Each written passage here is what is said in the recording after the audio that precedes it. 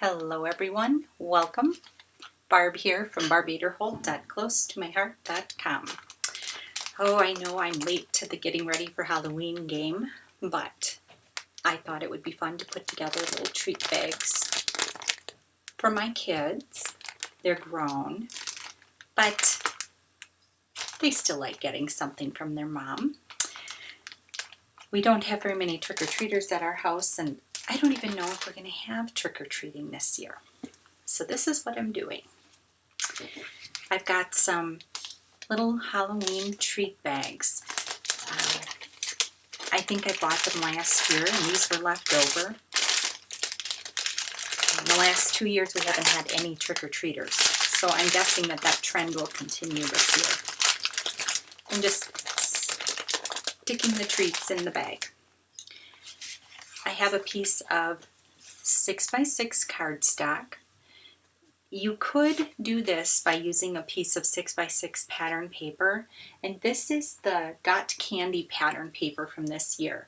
And you could just fold the piece of 6x6 pattern paper over and use that as your bag topper, but that uses a lot of the pattern paper and I'm stingy. So what I do is I take a piece of cardstock. This is a retired, it's called Eggplant. It was replaced by our current color that is called Grape, but this works just fine. Using up my stash. So I folded it in half. And I'm going to slide it over the top of the treat bag. Just like that. And then I take my little stapler, staple it closed so that it's all attached there. And then I'll take my pattern paper, isn't that cute with the little candy on there? And the other side is also adorable. And I will just adhere it. And I think this piece of paper is 2.5 inches tall by 5.5 inches long. You can double check that, but yep, 2.5 by, yep, the 5.5. And that gives you a nice bold border around there. I thought that worked well for this type of application. Then I went into Cricut Design Space and pulled some images. I think they are all close to my heart images. I recognize them. They all said that they were images that I had purchased. And I think these came from the cartridge. It's called Art Booking, and there were a lot of different holidays and occasions on that cartridge, so I think these are images from that cartridge. I know for sure the happy is, pretty sure the bat, the pumpkin, the bats, I think they all are. The Halloween, not positive, but could be. And you can find anything on Design Space. And I'm just going to start putting these pieces on. I think I want to slip the Halloween underneath the happy though. So we'll get a little glue on here quick. And oh, you can hear my son upstairs playing the piano. Always fun. And this doesn't have to be perfect because people are just going to rip it apart to get at the goodies inside anyway. Here we'll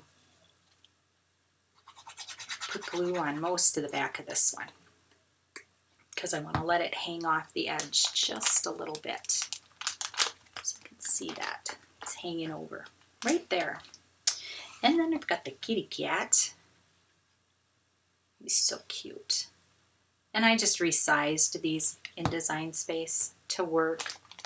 Ooh, my kitty cat is so big. And my Halloween is so low. Look at that.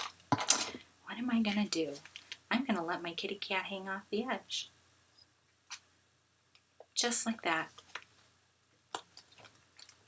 And I can wipe the glue off. It'll be fine. So you've got kitty cat, pumpkin, and then I have 3 bats. And I'm going to slap these buggers on there. And this doesn't take long to put together if you want to do a little something special for someone for Halloween, or if you don't have any trick-or-treaters like we don't have out here, then you can do this. And there you go. Even with this little bum hanging off there, it looks cute. You can see that.